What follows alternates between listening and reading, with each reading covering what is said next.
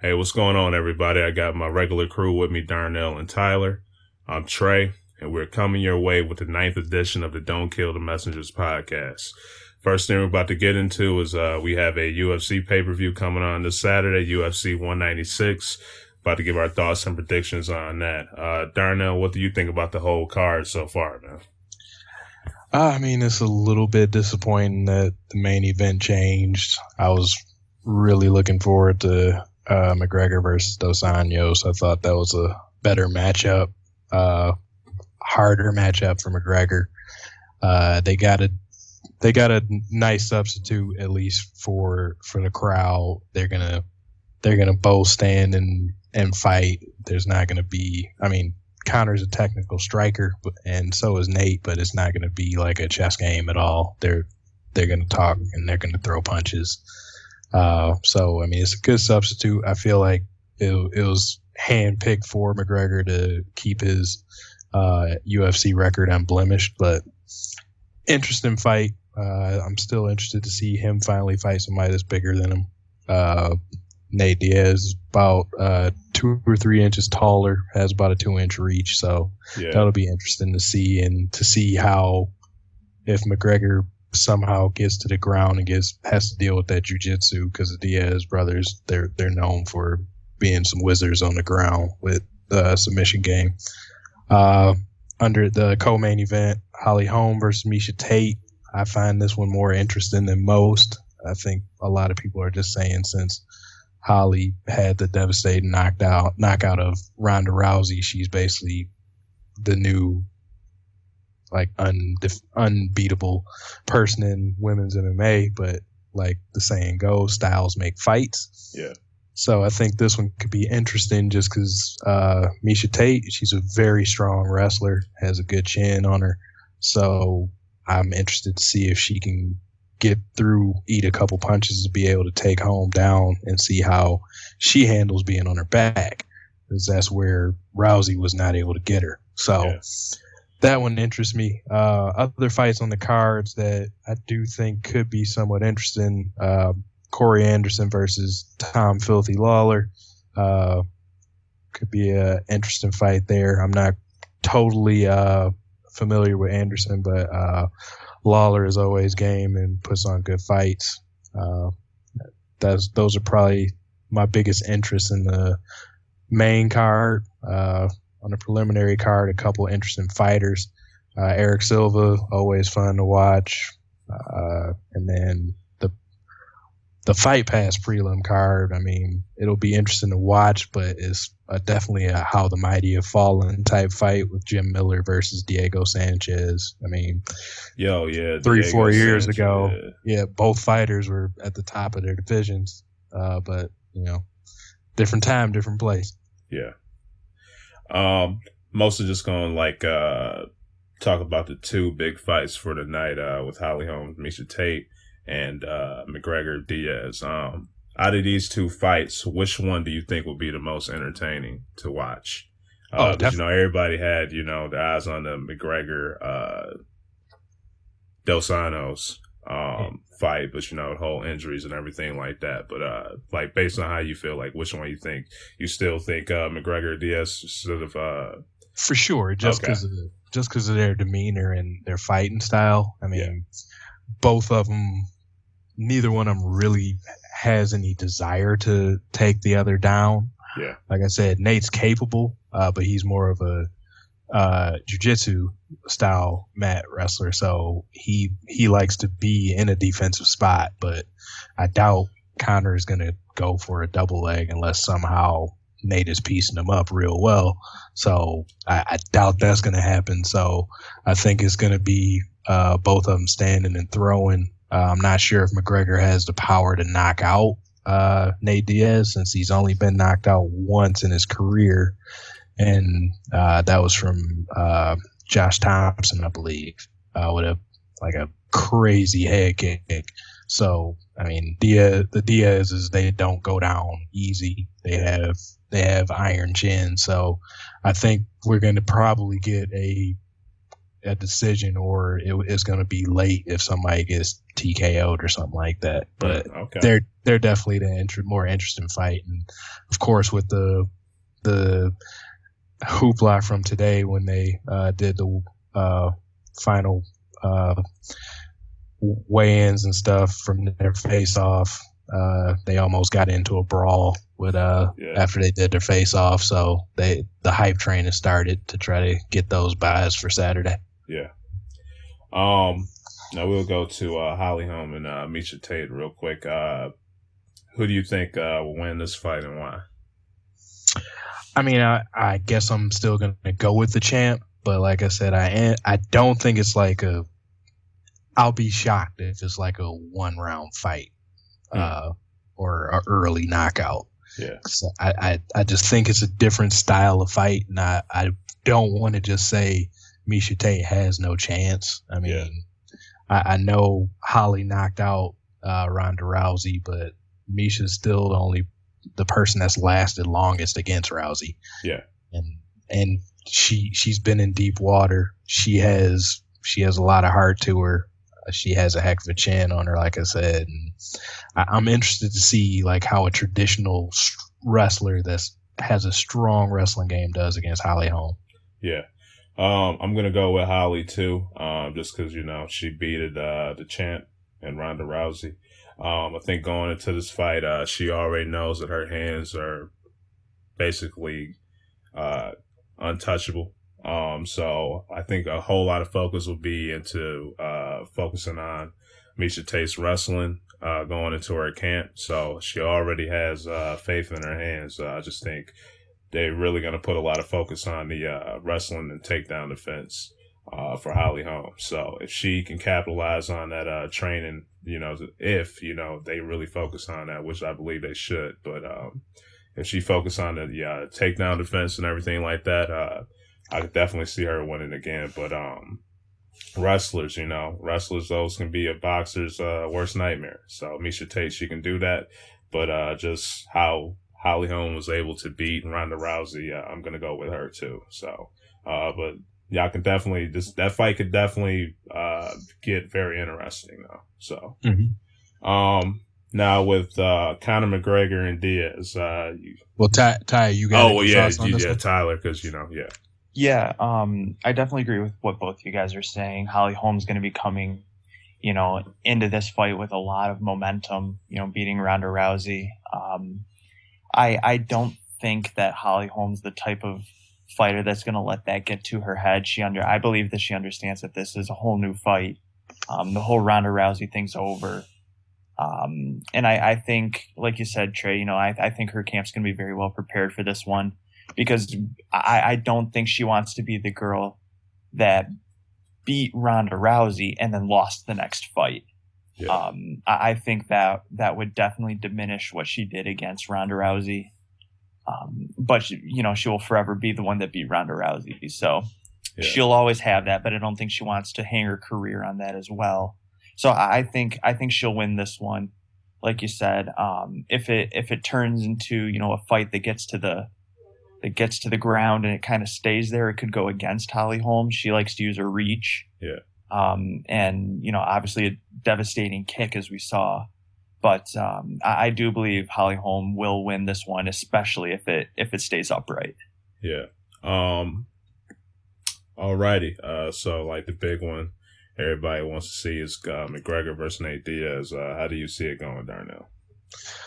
I think it's gonna be on the feet the whole time. I mean, like I said, I don't think either of these two are gonna want to go to the ground unless one has to, because they're getting beaten badly on the feet. But I'm gonna pick McGregor just because he's hot right now. He seems to be on top of his game. But like I said, I think it might turn out to be a decision. Might end up being lopsided if Nate's cardio isn't there. But of anybody, I think he will probably have the cardio to stick around. I mean, dude runs marathons in his off time, so I think he's one that will have the gas tank. It's not going to be like McGregor's last short notice fight where just the gas tank wasn't there and even after getting beat up for a round, he came back and just got the knockout. So, but with Nate, I think it's a different thing. He trains like he's in a fight camp every day. So it's going to be a fun fight. Early round probably will be closer. It'll be interesting to see how McGregor deals with not being the bigger fighter in the cage, because I mean he's huge for his own division. He was still pretty much equal size with Rafael dos Anjos, but jumping up now to 170, now he's the smaller fighter. He's going to be the shorter fighter with less reach. So it's going to be interesting to see how he adapts to that. Will his quickness come into play? Because I think that's going to be his way of winning with a decision, probably 3 to 4 rounds to 1. Yeah, this one, this was kind of scary for me, because they have weight divisions for a reason. The slightest amount of weight can add to a person's advantage. But I'm still going to go with McGregor, just how he was able to just get in my boys Jose Aldo's head and just knock him out, instantly. I think that, he's very confident. He's going to go up in there. He's going to know the strikes and everything. He has that great left that can connect and knock people out. So I'm going to go with Conor on this one. Just one thing, I'm not a huge fan of the guy at all, but, I do respect his, mentality and wants to be the greatest. So I don't know. Like this could be very scary for me. Like I think Nate has a chance just because of that weight division and, him fighting in that division. He's more used to that. But I think McGregor, just with his skill, he should be able to win it. So I'm going to go with McGregor on this one. What about you, Ty? You got an idea about this one? Yeah, I'm kind of agreeing with both of you guys. I do believe McGregor will win the fight. Tran, I totally agree with your point. They have weight classes for a reason. You don't want someone going out there and getting obliterated by someone who's way heavier than you. Yeah. But and then I also agree with Darnell's point that McGregor's not used to being the small guy. Yeah. And this is going to be, I think an adjustment period for him. I think you're going to kind of see some adjustment going on early in the first round by McGregor trying to really feel the fight out. I think McGregor's also crazy enough to where he could just go for it from the start. I mean, I think McGregor's very hard to read. We saw today, they were going at it at the weigh-in. I mean, it was anything can happen at the beginning of this fight, but I think McGregor would be smart to not necessarily go for it all at the beginning. I think he'd be smart to, try and take control of the fight, but not go all out and potentially get popped on a good defensive move by Diaz or something like that, and just get and just get popped, and then the fight's over. Yeah. So I think McGregor will definitely have to pick his spots, but I think later on, as the fight progresses, it just continues to go in the favor of McGregor, and I think eventually McGregor will win the fight. Okay. And just to add to it, like I alluded to earlier, I definitely think this fight was kind of handpicked, so it would be more to lean in favor of McGregor. Yeah, I was going to ask you too. Just go ahead and finish. There's stories that are going into this fight with who all they contacted to try to step up to fight McGregor after Dos Anjos went down. And I mean, in my opinion, the obvious choice would have been. I was going to ask, Cerrone. Yeah, because when I first saw this, I was very disappointed. Hearing that Dos Anjos got injured. But when I saw Diaz, I was like, out of all the people, him is there's other guys, I believe should have fought above Diaz. So I was kind of disappointed with, not saying that he doesn't have a chance, but I had other people in mind. So you just said Cerrone. Are there other people you thought should have been in this main event also?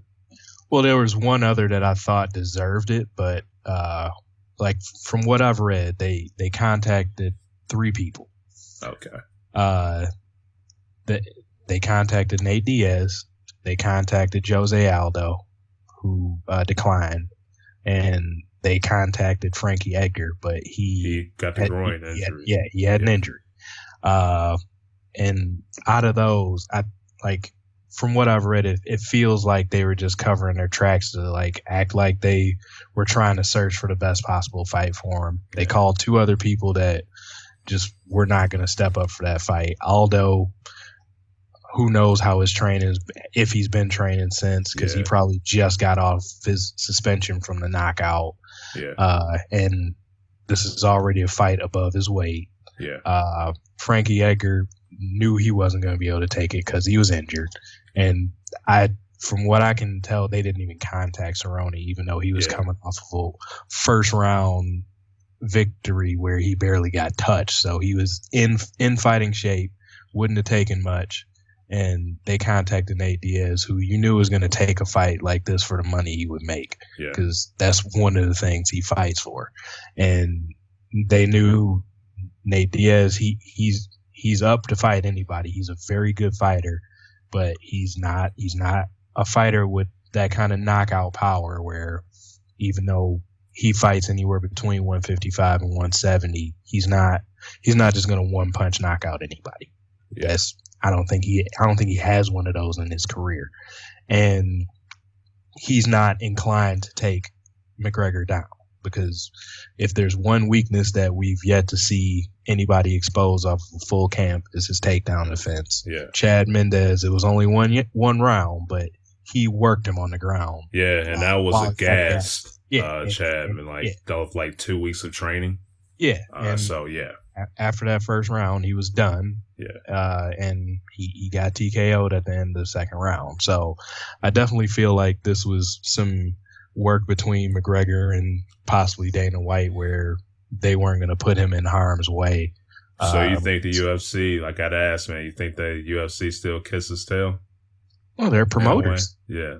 I mean, they know they have a star in them. People will buy fights either to cheer for him or they hate him enough that they want to see him lose. So yeah, I mean, they're not going to waste their cash cow and put him up against somebody fighting at 170 that has a legit chance of clearing him out. Yeah. I mean, I think the only reason they allowed the Dos Anjos fight is because it was for a title. So yeah, he wins that. He does something nobody in the UFC has done. If he loses it, he was fighting somebody up a weight class. Even though McGregor is a huge 145er. Yeah, I heard I was hearing like he naturally walks around like around 180, 170 or something like that. I heard he cuts a lot of weight. Yeah, he does, which is why it's not unrealistic that he talked about going up and getting the 155 title. 170, that's going to be stretching it because that's basically his natural weight, and you got people cutting from 190 close to 200 pounds at that weight class. So once he got up into the elites of that, he's probably swimming in too deep a water for himself. Yeah. But this one is a relatively safe fight. He might get outpointed. It's possible. He might get caught in a crazy submission if Nate sees something and goes for it. But I think this was the least risk for him with a best chance of winning. Yeah. Okay. Anything left to say on the UFC, guys? No. All right, I'll mostly let you and Ty take over this NCAA basketball.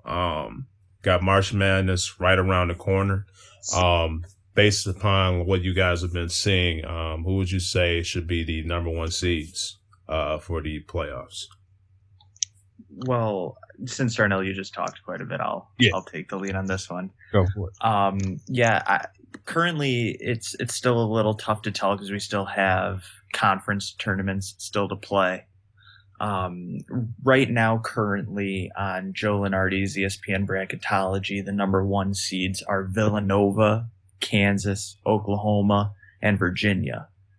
I think having 2 out of the Big 12 in Kansas and Oklahoma is okay. I mean, one of them is most likely going to win the Big 12 tournament and remain a 1 seed. Plus, I think they've both kind of played well enough all year to where a loss late in the Big 12 tournament may not drop them down. And if it does, it drops them to a 2. So I don't really think the Big 12 needs to really worry too much about getting a number 1 seed, because I believe they will. Virginia, to me, is an interesting 1 seed projected right now. I feel like the ACC tournament could be up for grabs, and if Virginia gets an early exit, that they could fall out of that number 1 seed. Villanova, I think, will be a lock at the 1 as well, only because I don't really see them losing their conference tournament. They lost to Xavier a couple days ago, but then Xavier turned right around and lost as well. So I think Villanova, just based off of the year they had, as long as they win their conference tournament, they will remain a number 1 seed. But just to kind of push the conversation a little further, a team that is not a 1 seed that I think has the best chance is Kentucky. No. No.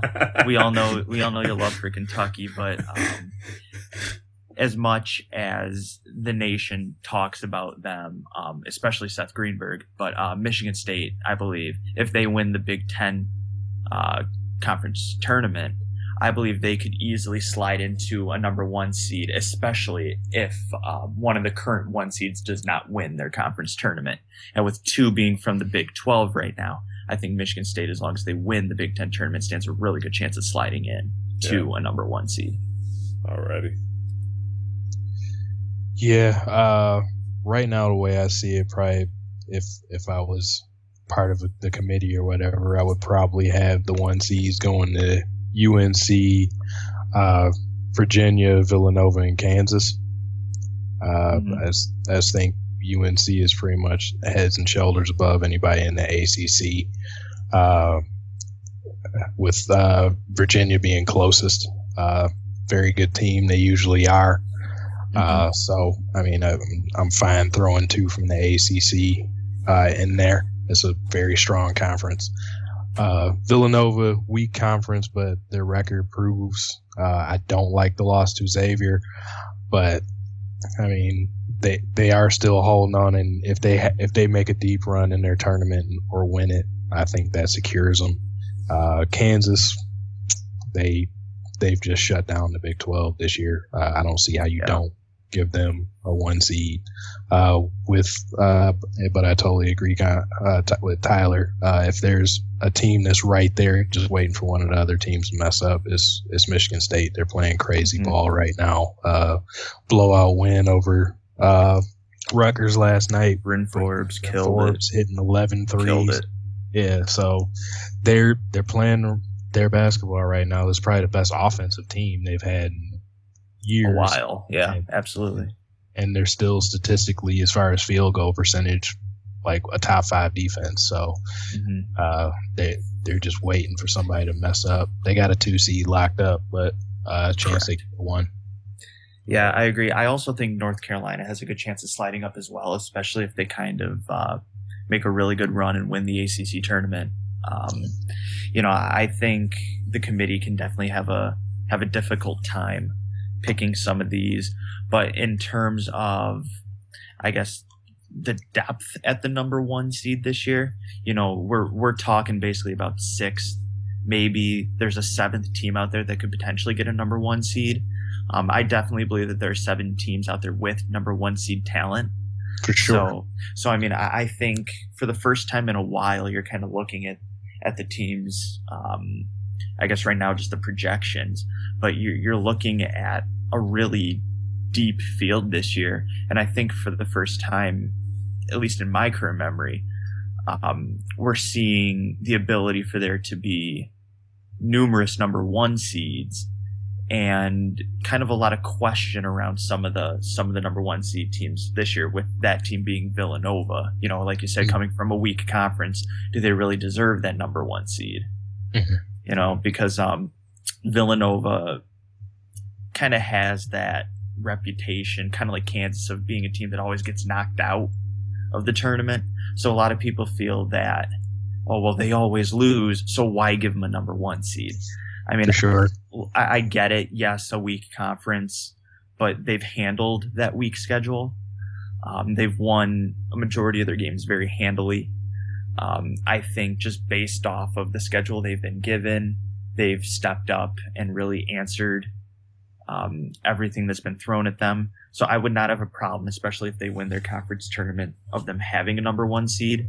But I definitely see them as the least likely number one seed to advance far into the tournament. I think most people would agree with you there. I mean, Yeah. It seems like Villanova's always good for like a second round loss. Mm-hmm. Yeah, I mean, and unfortunately, Kansas is usually in that boat too. But I think Kansas has a team this year that's more poised than years past. I think most memorably when they lost to, who was it, Northern Iowa with the Morris twins. Yeah. On the Kansas roster, that's like the iconic Kansas loss, and everybody's just like, you know, they never do it. They never do it. You know, granted they won it with Mario Chalmers. That was also a really good team, and I think that this Kansas team could be one that people talk about for a long time with a deep run. Yeah. You know, I feel like they kind of have all facets. They got, you know, Perry Ellis down low, solid guy who can step out and hit a 15-foot jumper. They have, like he's been in the league for 40 years. You're absolutely, he looks like he's been in college for 40 years.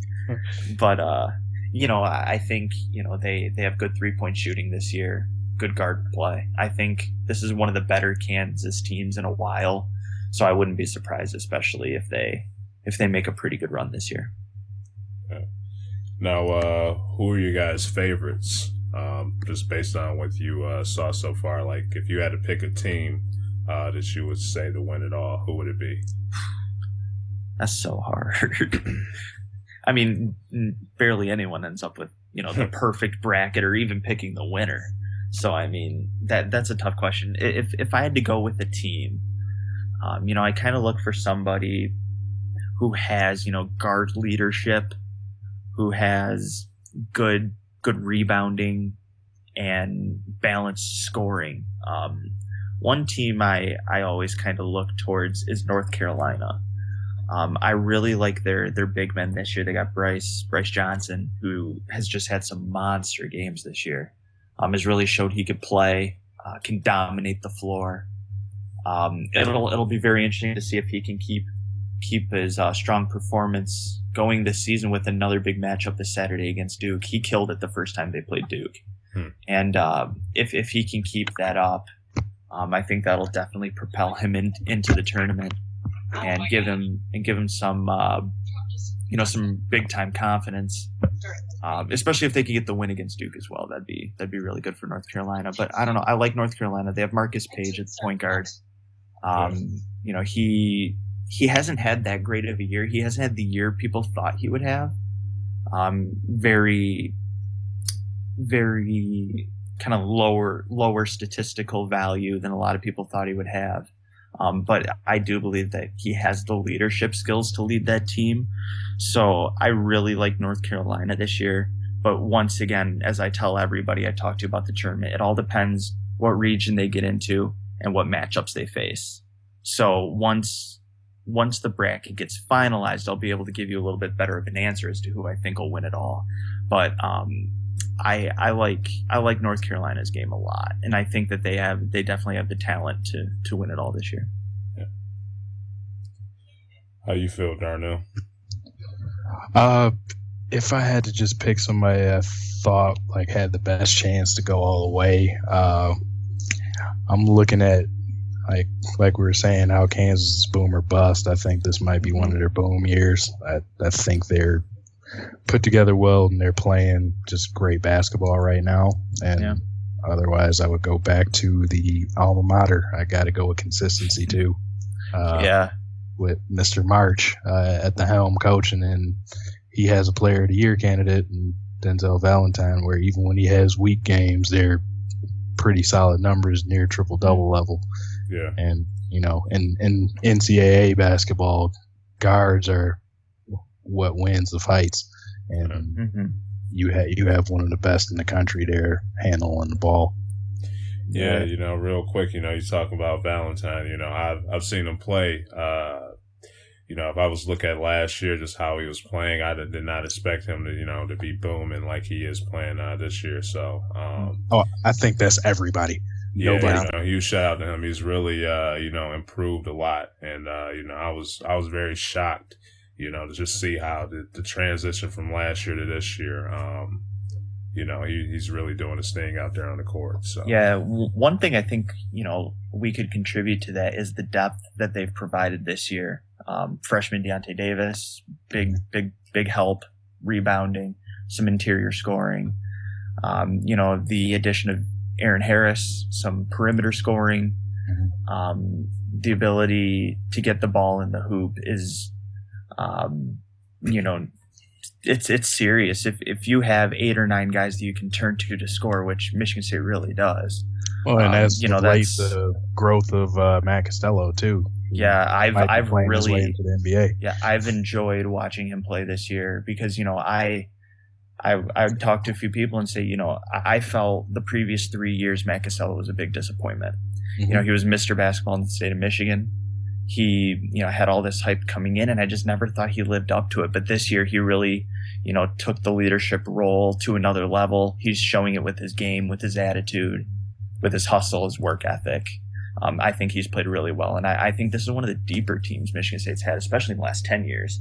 Mm-hmm. And they've had, within the last 10 years, Final Four teams, Elite Eight teams, a finals team. Yeah. And I think that this team might be potentially one of their best teams in the last 10 or 15. Yeah. I mean, if you go all the way back to that championship team in 2000, obviously that team was really good. But I think this team definitely has, that Final Four ability, and once you get to the Final Four, anything can happen. So, yeah. I'll probably pick them to go to the Final Four this year, and I don't have a problem saying that. Yeah.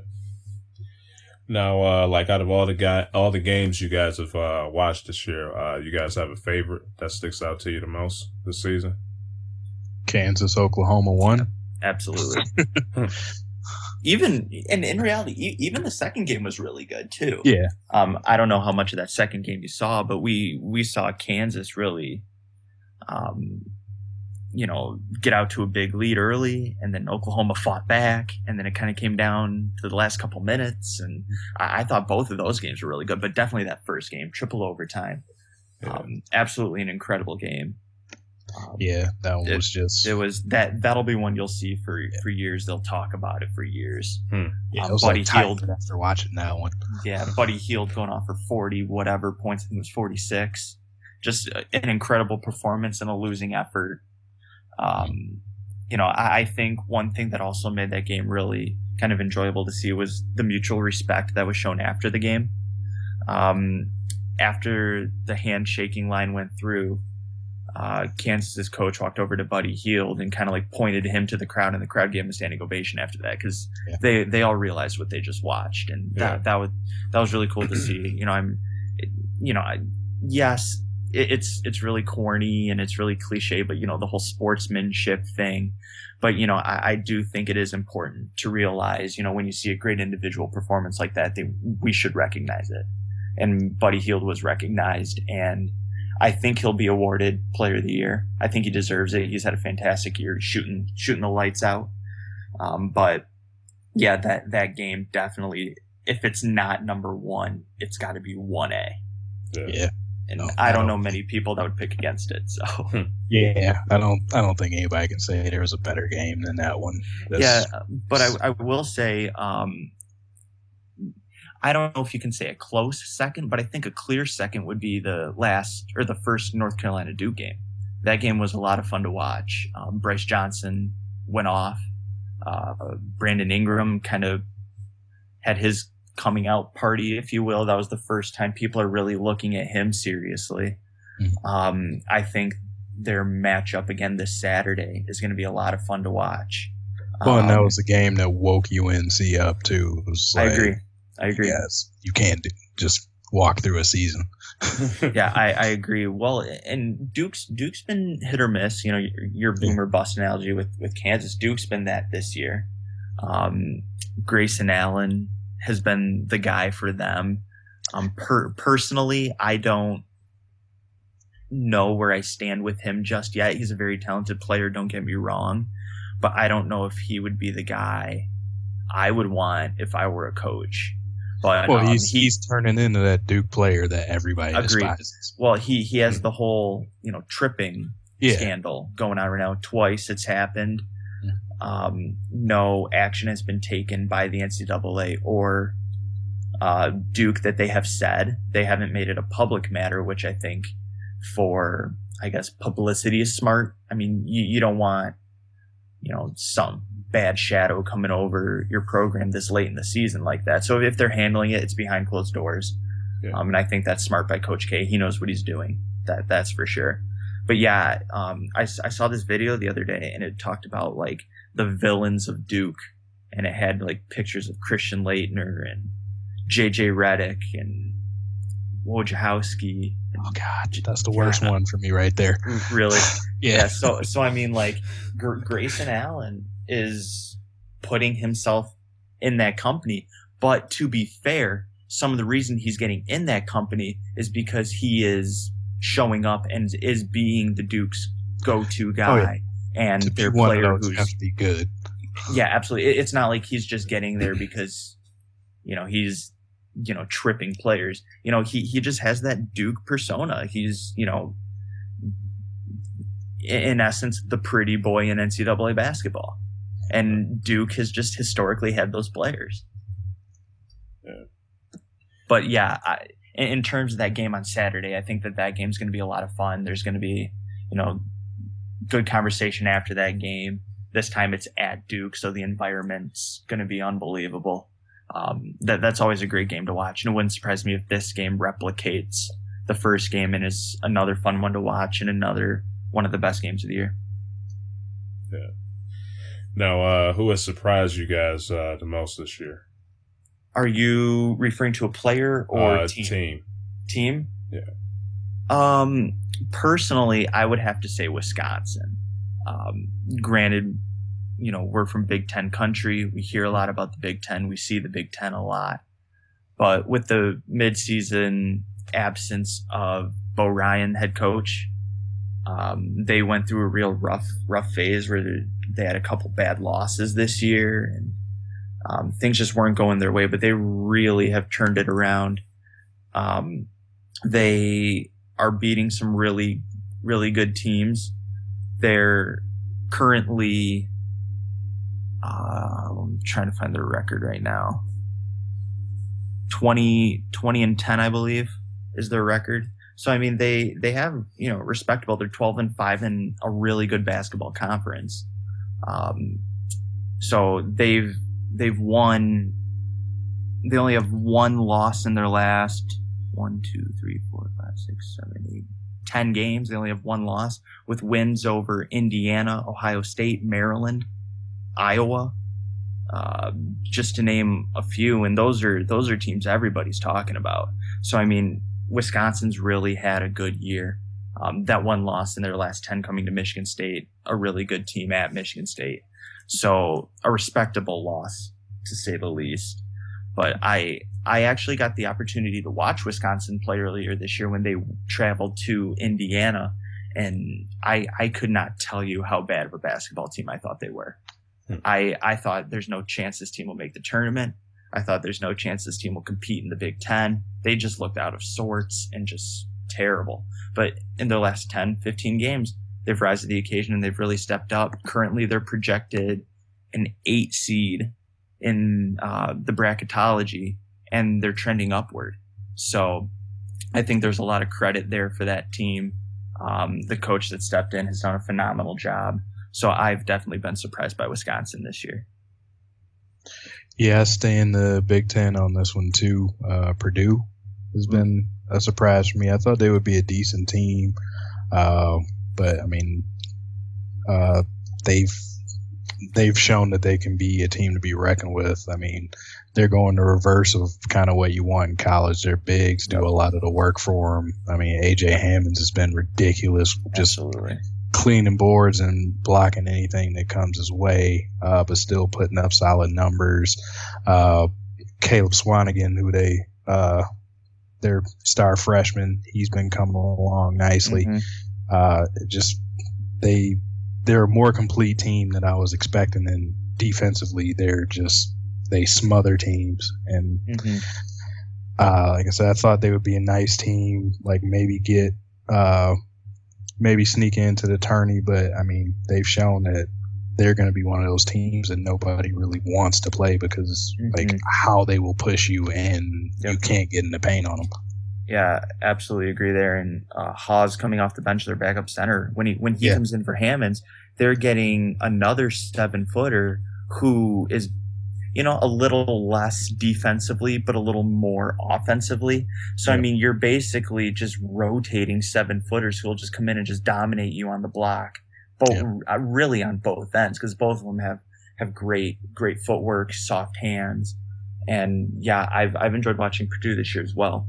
If I can, kind of lead this conversation in a little bit of the opposite direction, a team I've been surprised by in a negative light has been LSU. You get all the talk about Ben Simmons. There was early talk about him player of the year. Potential first number 1 overall pick in the NBA draft, and yet they're not even projected to make the tournament. Yet we still talk about him every week. Yeah. I mean, usually in college basketball, you can have one guy carry you into the tournament.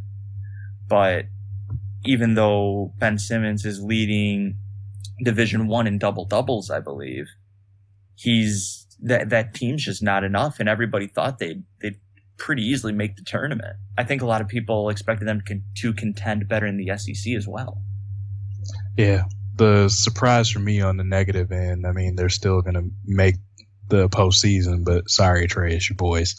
Yeah, I agree. That's who I would pick too, man. Just, how they, Kentucky, how they played last year, had a phenomenal season with all those freshmen and stuff. You would think like talent, not saying that those dudes are talented, but talent would come in there and, continue to live up to that expectation. And they just, it's really been disappointing how they've just been playing this year. Very shocking to me. They've very inconsistent. It just shows like you can't just live on freshmen for every year. It's just when kids are that young, I mean, they get the wrong text from their girlfriend, they can have a bad game. So you have to have some leadership. Yeah. Now, in fairness to that Kentucky team, I think we've really seen the growth and maturity of Tyler Ulis. Yeah. To be fair to them, I think we've seen him kind of come into his own and really kind of take the reins of this team. I've watched him recently, and comparing him to the beginning of the season, he's a completely different player. And he's going to make a pretty good player at the next level, I believe. Maybe not a star at the next level, but he'll be a solid contributor moving forward to an NBA team. And I think he could potentially carry Kentucky a few rounds into the tournament, depending on their matchups, of course. But like you said earlier, guard play is what you look for in college basketball. And I think Tyler Ulis is one of the top floor generals in college basketball right now. Agreed. All right. I would assume this would be like the conference tournaments, and of course March Madness. But what are you looking forward to the most in like the late stretch of the NCAA basketball?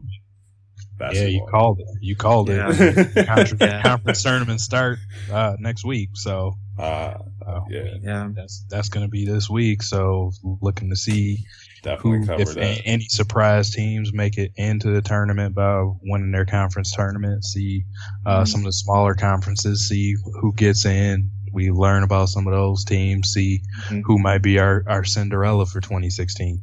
Yeah. The one thing I enjoy about it, getting later into the season, is when the conference tournaments start up, you start to see a lot more teams on TV. So you start to really, like Darnell said, learn about some of these smaller schools, because you see just about every conference's championship game at least. So you get a pretty good feel for how most of these teams like to play, their style.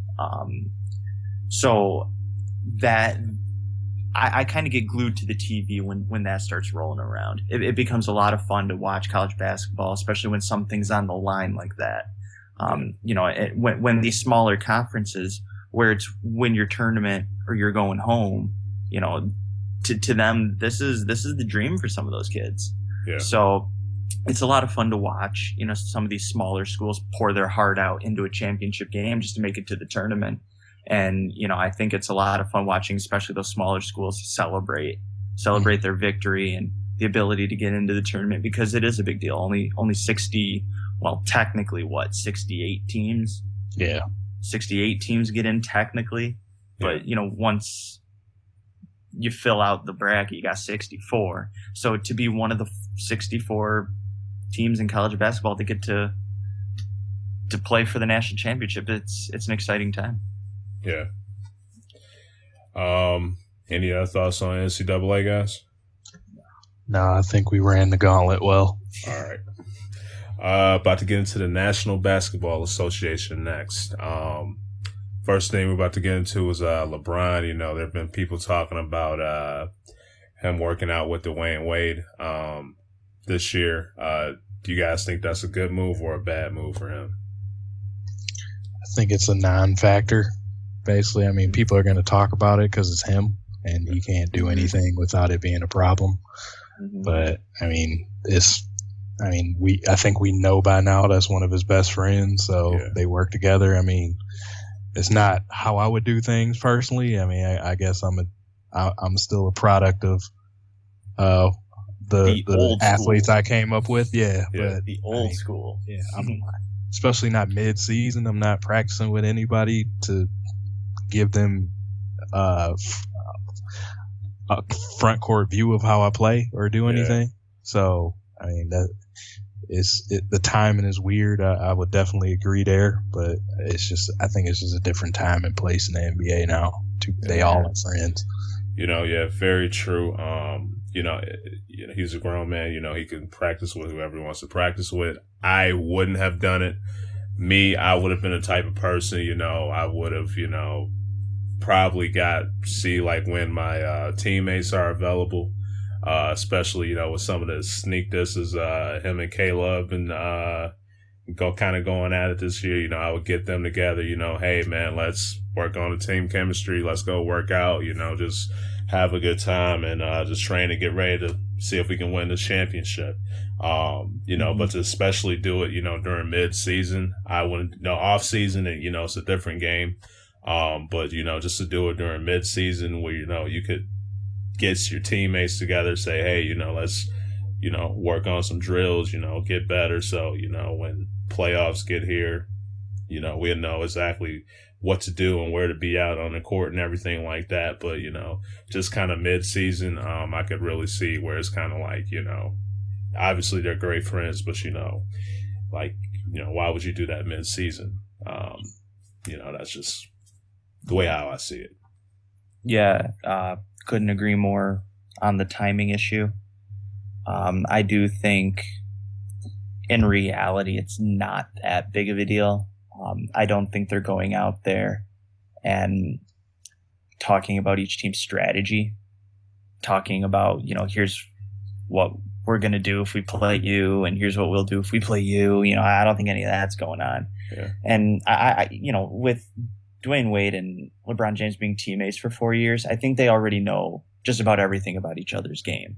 Yeah. So, I don't think that it's an issue of, them trying to give secrets away or anything like that. I think it's more just, two guys just trying to better themselves, trying to better each other. But I do agree with you, Tran. I do think that, instead of him flying down to Miami to see this workout trainer or whoever he goes to see and practice with Dwayne Wade, that could have been a team building opportunity because especially new coach and everything like that too. Yeah, because I don't think this is a strong moment for Cleveland Cavaliers. Yeah. I think that, and we're going to touch on it in a couple minutes. And Toronto is sneaking up on them. I think. Yeah, I think Cleveland is as beatable as they've ever been right now. Yeah. I I agree with you. I think this could have been an opportunity where it could have been, maybe a players only practice or something where they get together and build their own chemistry. I mean, I don't think that this is a bad reflection of LeBron James as a leader. I don't think that we have to question his leadership. Yeah. I just think, like both of you guys said, it was kind of odd timing. Yeah. Now, also, I believe Stephen A. Smith was the first person to break this story out, but supposedly Kyrie Irving's not happy in Cleveland. What are your guys' thoughts on that? Do you think he's not happy or what? I mean, I wouldn't be surprised, but I just think this is more so just showing like the Cleveland experiment is not working right now. Seems to be a little bit of a dumpster fire. Yeah. But not shocked. Just, I mean, my thoughts on Kyrie Irving, I've never really been shy about saying. I don't think he's the type of point guard to have to win a title. I just don't feel like he's that type of point guard that's going to do what's needed to be done to win a game, and he's not that once in a lifetime type talent where you say let him do what he needs to do. Like he's not Isaiah Thomas. He's not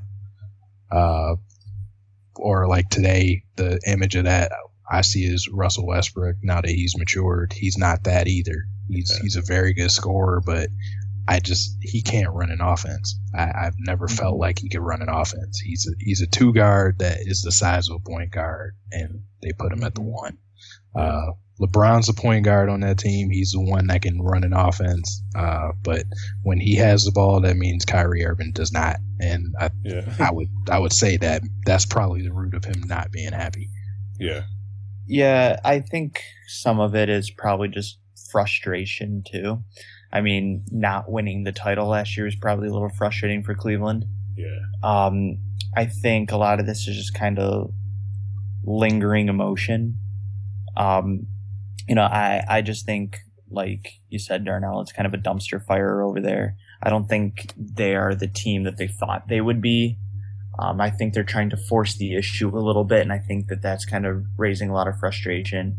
Plus, Irving's kind of been on and off with injuries, and, sometimes his production's just not there. And, I think a lot of it has to do with him as an individual more than it has to do with him in Cleveland. Yeah. And it just kind of comes off, I'm not happy with where I'm at. Maybe he needs a change of scenery. I don't know. It's kind of hard to tell. Just remember too, 2 years ago, this guy was the man of Cleveland. He was the top dog, and as soon as LeBron came, all that stardom kind of went away. Just went to LeBron and took some of the spotlight off him, and then plus injury in the finals and stuff too. So that could be this built up frustration and everything. It just doesn't like how the offense was going, because before LeBron came, everything was running straight through him. Yep. So, you're right. And especially in the NBA where egos are real. Yes. It would be hard to be the guy and then, have someone else step in. Basically, granted, it was always LeBron's territory, but for the time being, it was Kyrie's. And to have LeBron just kind of step in, I think he wanted LeBron there. Don't get me wrong. I do think Kyrie's smart enough to know that if LeBron's there, they stand a way better chance at winning. Yeah. But I do think that Kyrie Irving's, frustrated with his own game just as much as he may be frustrated with the Cavaliers organization in general. Yeah. Any other thoughts on this, guys? No, I think we got it. Alrighty. Got OKC and Golden State playing again tonight. Just want to know, what are you guys' thoughts on the game tonight? And then, we're going to touch on last Saturday's game. Because, we had some mixed feelings about, whose fault it was and so what. So, you guys still got Golden State winning tonight? Well, now I do, since I just got the notification that Steph is playing. Okay. Yeah, and he had been questionable, and Iguodala. Yeah. Okay. And I believe Golden State's the home team tonight. Yeah. So, I think everything just kind of sets up for Golden State to win again. Especially with OKC kind of spiraling right now, especially with letting the game go against LA. Yeah. What did you think of that final shot by Westbrook before we dive into the Golden State talk? I just think he's coming into himself where I think just mentally he knows it's his team, and even though people still say KD's better, he's going to take those shots. Yeah. Yeah. even if there might be a better option, he's going to take those shots. It was definitely ill-advised. I mean, he didn't have balance. I don't even know if he had control of the ball. Yeah. He just kind of threw it at the hoop with 7 seconds left. Yeah. I mean, there was plenty of time to do something else. Plenty of time, but I guess when you want to be the hero, you'll do whatever you want. So yeah, Westbrook, he has taken some ill-advised, like last second shots. Sometimes, as I remember, was it last year before? Like he was playing like the Clippers again, and like it was like the final seconds. He just like jacked up a 3-pointer, completely missed. And like the only thing that saved him was Chris Paul fouling him, and like it didn't even look like Chris Paul fouled him. So like Westbrook, he's very confident in his game. I think extremely confident, and he's going to take those shots, even when there's a better option available. Whether it's he could have gotten a better shot off or just pass it to somebody else. So I just think the guy's really confident in himself, really believes in himself, and he's going to take those shots just whenever he feels like it. But yeah. And I also think with him, it was probably some frustration just because they gave the game away. They allowed huge lead, 20 points. So 20 points. I just think he's one of those types that when it comes into that, like he has some of that Kobe in him, where it's just like, okay, so nobody's going to do this, so I'm going to do it myself. Yeah, and not only them basically giving up that 20-point lead, they also gave up a decent lead on Golden State a few nights ago, or a few nights prior. Yeah. So I mean, it was just a couple of games of frustration there, and he just kind of wanted to try and end it, I guess. Yeah, I don't know, but I guess I'll direct the conversation back toward Golden State and Oklahoma City in the matchup last week. Was that last week or was that earlier this week? Saturday. Yeah, it was last Saturday. Last week. Yeah, just like what were you guys' thoughts on the game? And we'll get to it, but was it KD's fault? Yeah, they lost? I think the game was kind of classic Golden State. They just kind of, I'm not saying that it's classic that they fall behind, but they were behind a little bit in the game, but found their way back into it just by shooting the three. I mean, that's classic Golden State. The 3-pointer is their lifeblood, and they take advantage of it every night. That's for sure. But I guess the main topic of conversation there is, with a few seconds left, Golden State, made a bucket, and Oklahoma City has a 2-point lead. They inbound the ball to Kevin Durant in the corner. He gets doubled, and he tries to make a Hail Mary pass, and it gets intercepted, which leads to a foul by Serge Ibaka on Andre Iguodala, which then led to 2 free throws to tie the game and send it into overtime, despite a pretty decent look from Kevin Durant there at the end. But fading away from the bucket, kind of one hand on the ball. It was a tough shot, so I don't blame him for missing that at all. Yeah. But where I do think the blame falls on him was that attempted basically full court pass out of a double team with a timeout. I just don't think he was thinking. Yeah, that's my whole feeling on it. I mean, the game itself, instant classic, one of the most fun games I've ever watched in my life. Like, just crazy, especially with the stuff Steph Curry did. But yeah, I definitely, I mean, this is a superstar-driven league, and if you're going to have that status and take all the accolades, you have to take some of the blame too. I know a lot of people tried to deflect it and put it on coaching. Yes, the coach could have called a timeout, but Durant's been in the league 9 years now, and he should know well enough if you have a timeout, you're trapped in a corner. You don't fling the ball 40 feet to who knows, throw a 500 ball. You call timeout, you drop a play, and maybe they have to foul you then, and you secure the game. I just think that was a bad decision, and Durant made a bad foul in overtime too to get himself out. Yeah, I agree. I feel like his head. I don't know what was in his head going on. Like, if I'm not mistaken, when he threw that pass, there were 2 Warriors players there and only 1 Oklahoma City player. Yeah. So he threw it into 2-on-1 coverage, basically jumping into the air, which is a no-no in itself. And then it's like he jumped and then he didn't know what to do. So he's like, all right, I'll do the only logical thing and throw it as far as I can. Yeah. And hopefully one of his guys would come up with it. And that just was not the case. He would have been better off just holding it and like pivoting until he got an 8-second violation. Yeah. Like it was just, of all the decisions to make, he made the worst one. I agree. I also think that, I'll go ahead and say, yes, I do think the blame is on Kevin Durant for that. Yeah. I will also say I believe there is some blame on Serge Ibaka. You should know you don't foul when you have the lead at the end like that. Yeah.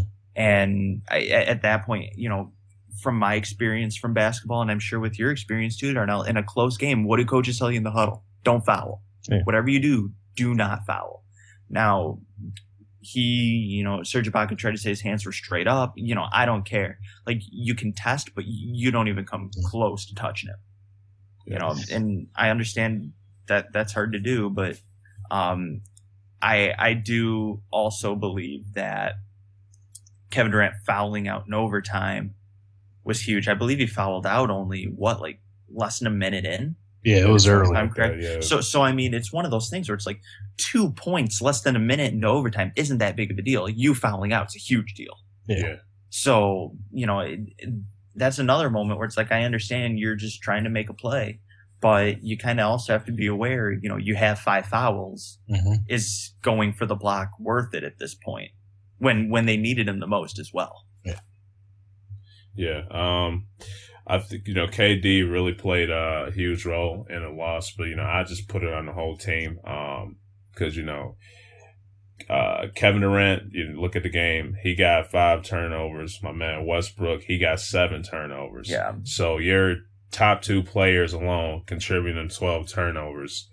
That's a no-no. Yeah, I agree. And Westbrook, he shot, with this whole confidence thing, he shot 10 of 29 from the field. So, just a little bit better from the shooting percentage, they could have won the game. But, it's, those calls by Durant and, that foul by Ibaka, huge, to the loss. But, I just look at, just how the whole game went, with all the turnovers that OKC had. They really, with all those turnovers, you're really giving a team a chance to win the game. But Trent, with those fouls and Ibaka, I definitely see where you guys coming from, especially Durant fouling out too. That's that's tough. I see where you're going. It's nice to try to you're saying what Oklahoma City should say for themselves as a team. No, I agree. No, I'm sorry. If you're up by time left, and you throw a turnover that directly causes the end of the game, yes, it was your fault. Yes. Okay, no, I completely understand that a missed shot in the first quarter has the same implication as a missed shot in the fourth quarter. It's 0 points. I get that. But they had themselves in position to win. Yes, Westbrook could have been 1 for 1,000, but they were in position to win the game, and they did not. So where do you look at that point? You look at the play that cost the lead. Exactly. I mean, I understand it's hard. Someone probably missed a bunny at some point, and that would have made it a 4-point game at that point. Yeah. But I don't think it matters whenever you're in a position to win the game and you don't. The play that was the deciding factor at the end. Yes, that will always be the play that gets looked at, but it also needs to be weighted heavier than a missed bunny in the first quarter. Yeah. I hear you there. So, I mean, and like Darnell said, yes, Oklahoma City should, and they probably did say, we just didn't do enough. But in reality, they did do enough. They just had a couple bonehead plays at the end. Yeah. And it cost them. Now, in your guys' opinions, has Westbrook surpassed Durant? I mean, over the past 2 seasons, one of them, Durant wasn't there. But, just right now, if I'm ranking players, yes, Westbrook is higher on my list of, if I make my in-season top 100 NBA players, Westbrook is higher than Durant. Right now, Westbrook's playing at a level where he's probably the 3rd best player in the NBA. Yeah, I agree with him being higher as well. Yeah, that I really think Durant's foot injury played a huge role in just Westbrook being able to have the confidence in play that he has now. When Durant got injured, that really gave him an opportunity to really see what it's like to lead a team and just ball out completely out of his mind. I know a lot of people when Durant was injured that year, I know a lot of people were saying that they felt as if Westbrook should have gotten the MVP just how he was playing. And to add to that, his numbers are better this year. Yeah, it's just Steph Curry's a video game. Yeah, especially man, they had a timeout left, man. Just with Steph Curry, he just goes up there, just jacks up that shot. A lot of credit to him. That's just pure confidence, man. For you to be able to do that, doesn't get any more clutch than that. No, not at all. Yeah, but like I said, that whole injury with KD that really played a huge role. It slowed him down. Westbrook's, sure. And, it's a foot injury too. Feet and hands. If you want to be a good basketball player, you got to have good feet and good hands. That I don't know how how his foot feels now.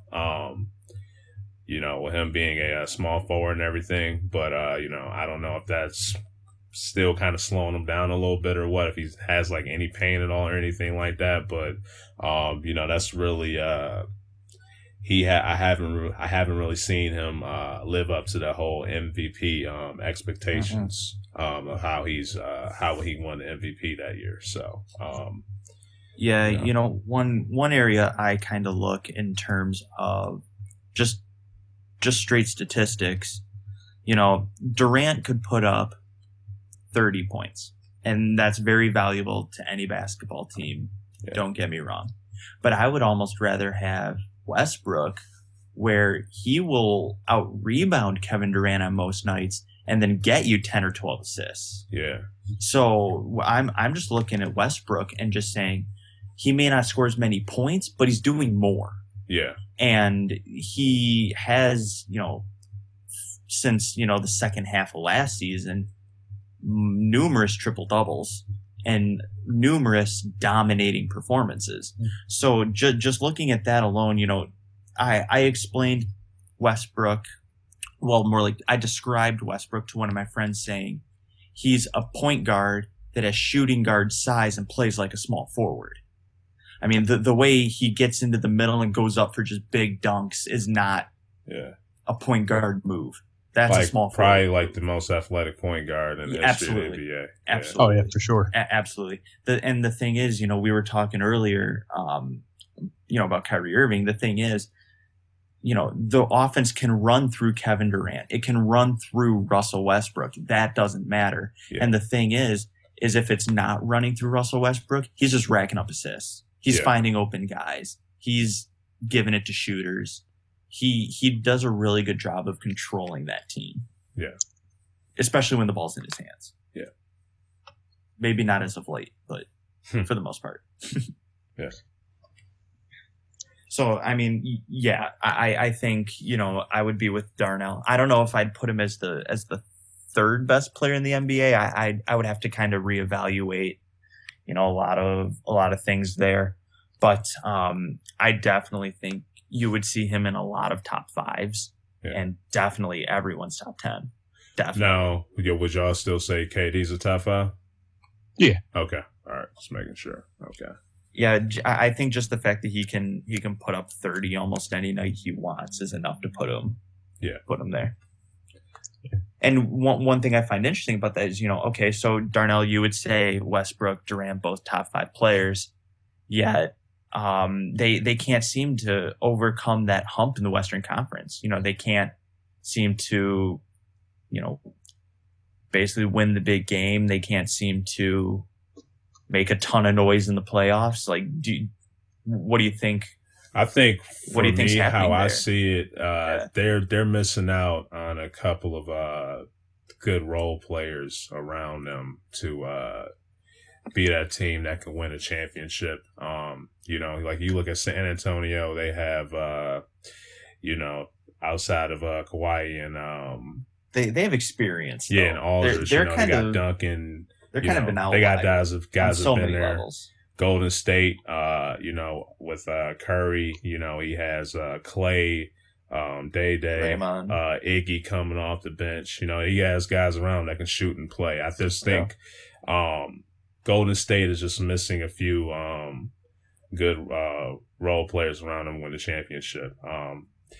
Really think they're going to miss them a lot next year because I don't think KD is going to be. Well, that'll be a different discussion. But I don't think KD is going to be coming back next year. I just think they're just missing a few key players that could help really turn that team into a championship team. That's just how I feel. Yeah. And I think their defense can improve too. Yeah, I think some of it is they haven't put enough good pieces, but I also think some of it was the guy they had sitting on the bench for the last couple of years. I don't think Scott Brooks was a good coach at all. Like that? Yeah, just I don't think he was a very good coach. I think they made a right move putting Billy Donovan in, but it's still going to be a learning process with him. This isn't a situation where you have, as far as with this team, when like, it's not like the Heat situation where you put, but in their case, they had 3 veteran all-stars that worked it out with themselves and you put a young coach with them. But with them, it was a young coach with 2 young stars that were learning how to play with each other. One player really demonstrative, one player really laid back, and a coach that really didn't play the authority figure well in Scott Brooks. And being a rookie coach, I think he got put in bad spots deep into the playoffs every year when they made it. They had the talent back in the day to go deep. I mean, they probably could have and should have beaten the Heat, but I think coaching was a big issue. Yeah. And I guess just another quick question. Their current record's 42-19. Do you think 19 losses is too many for the talent that they currently have? No, I mean, new coach, new system. I don't think so. It's a great record. Yeah. It's a great record. Third in the West, I'll take me. that record, any day to be third in the West. So, Don't mishear me. I'm not saying that that's a bad record. I'm just saying, granted, Golden State, freak of nature team, just freak of nature record, and then San Antonio is only 3.5 behind them. Yeah. So, those two teams, I think they just got the right pieces and everything around them. I still think OKC, they still need to find that the right pieces and everything to make them a successful team as they should be. So I think they're playing behind 2 all-time great teams as far as regular season records go. Like in a normal year, their record is perfectly fine. They'd be probably top 2 in the conference. Yeah, completely agree. Just curious to see what you thought there, because when you got basically 2 top 5, top 7 guys in the NBA, not too many other teams have 2 players in the top 10. Yeah. So it's just curious to see, to see a team with that kind of star stud talent. Yeah. And yet just to have, they struggle. 2 of your players, 2 players on your team to be the top 5 in the NBA, that's phenomenal in itself. You just need to get those guys the right amount of pieces and everything to work well with him. You know, how many teams you say you got 2 top 5 caliber players on your team? You know, that's good to have. Yeah, just some quick stats on them as well. You know, we were talking about, you know, the ability for Westbrook and Durant to put up points. They're averaging 110.1 points a game, and that's second in the NBA. But Trey, and to add to your point, they're 18th in the NBA, allowing 103 a game. Yeah. So, yeah, maybe that number could get a little lower and they could kind of beef up on the defensive end. I mean, I don't think we see Serge Ibaka being the elite shot blocker he was a couple of years ago. Yeah. So, I mean, I'm not saying that that's where they need to improve, but, you know, being 18th in the NBA, kind of middle of the pack and allowing points, you're going to, in reality, kind of have a middle of the pack record. Yeah. But their ability to outscore other teams, which is kind of where the NBA is at right now, is winning them a lot of games. Yep. So, all right, guys. Anything else you got to add tonight? No, I think we're getting off just in time to watch, hopefully, another classic. Yeah, that'll be very interesting to see. So, who do you guys got tonight?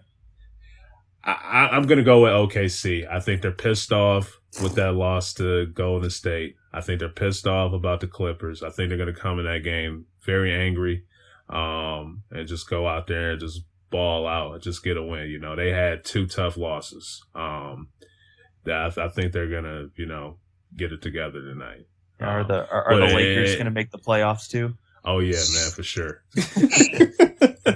But you know, yeah, I just think those guys are mad, you know, giving up losses like that. I think they're gonna, you know, they're gonna have a chance. But you know, and another thing too, man, if you know, if I was Billy Donovan, you know, I would tell Westbrook, you know, be mean, you know, with, you know, don't go out there try to hurt him or anything like that.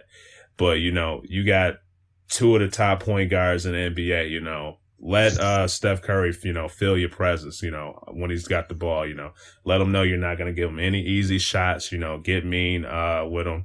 It goes up in there. Don't give him any easy shots, you know, get physical with him, you know, let him know that, you know, I'm not just going to let you just go out there and just score tonight. You know, I think a lot of people, they kind of just give him a little bit too much space sometimes, just let him do his own thing. But if I was just Westbrook, I'd just go out there and just be wild on him, you know, just let him know, man, I'm going to be on you this whole, while I'm on this court, I'm going to be on you the whole time, man.